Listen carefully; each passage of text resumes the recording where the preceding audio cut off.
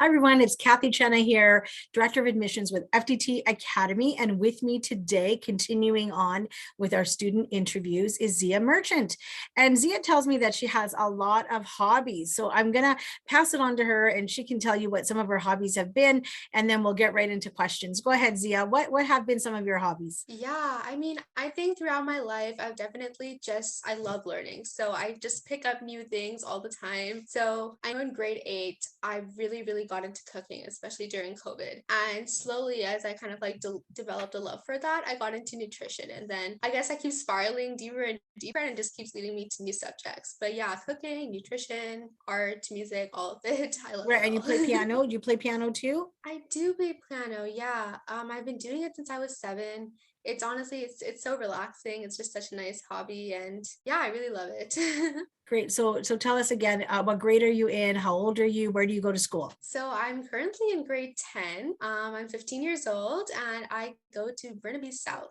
Granby South. Okay. And growing up, like, would you say that you found yourself to be, more on the shyer side or always outgoing and getting into your parents' hair or what did you do growing up? Definitely on the shyer side. I came to Canada when I was around 4 years old, Mhm. and my first language was Hindi. So when I was 5 years old, I was in French immersion. So I was learning English and French all at the same time, and it was a kind of a hard time. But I mean, as I grew older, I developed my English skills further. I kind of burst out of my bubble and slowly became a lot more confident. But Mhm. yeah, I think Great. debate has definitely helped build that confidence for sure. Fantastic. And how long have you been debating? It was on and off in grade 8, so mostly since the start of grade 9, so about year and a half, I'd say. And so this was with your school directly, is that right?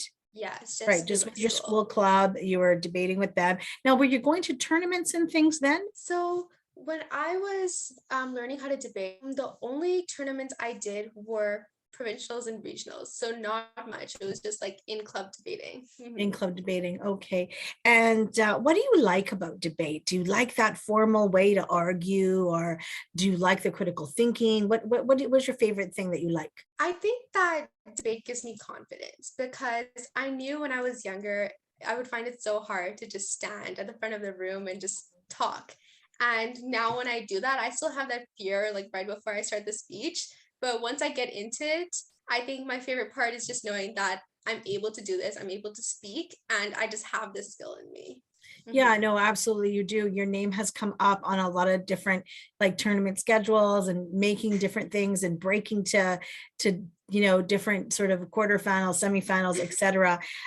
Do you think debates helped you with some of your grades, like whether it be English or socials? Like where does that stand for you? I think definitely in English because I think debate what it does is it like helps you develop a critical mindset because it's so much more than just saying like this is right, this is wrong. It just has so many layers and I think Mhm. definitely just this is very specific, but it has helped me a lot with essay writing because now I just have to think about like how to phrase stuff instead of what I actually have to say because now I have so many things on my mind. And we know that debate is sort of done in two different ways. One is a prepared speech where you know what you're getting into, you have your topic in advance, and the other one's impromptu. What would you say you like the most? This has actually changed drastically over the last like few months actually. I think in grade 9 I loved prepared because I kind of had that confidence and that like solidarity that I knew what I was going to do Mhm. and I knew that I had everything prepped. But honestly, I think now that I've kind of developed my style a little bit more, um, impromptu speaking is a lot more thrilling and the debate can go any way. And of course, maybe there's a higher chance of losing them, but then it's a great experience as well.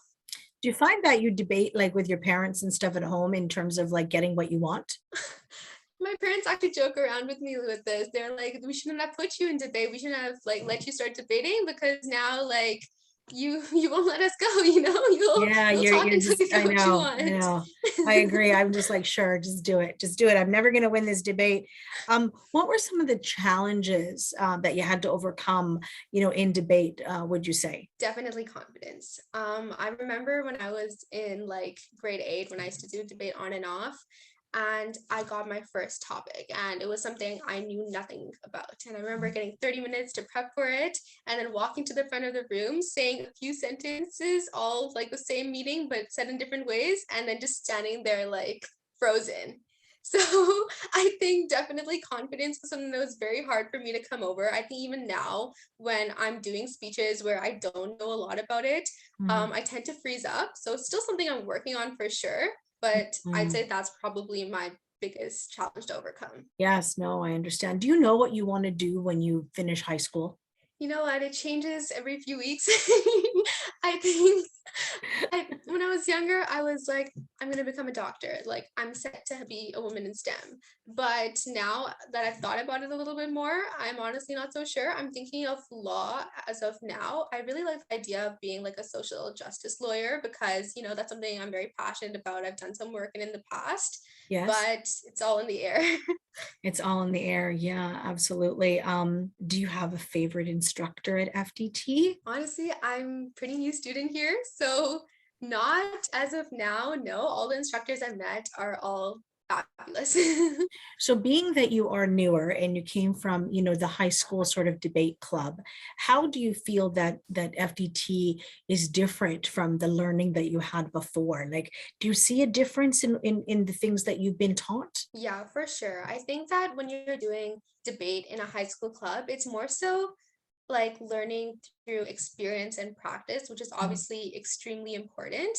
But I do think that when you're like in an FDT class with coaches, they have a lot more experience and can give you a lot more like professional insight on specific things you can work on rather than just like be more confident, speak louder, work on your rebuttal. It's like very Yes, specific yeah, things that we you can really get actually into the, improve. yeah, we get into more Mhm. of the nitty gritty. Like you said, it's the professional feedback that you're getting versus because debate is about content.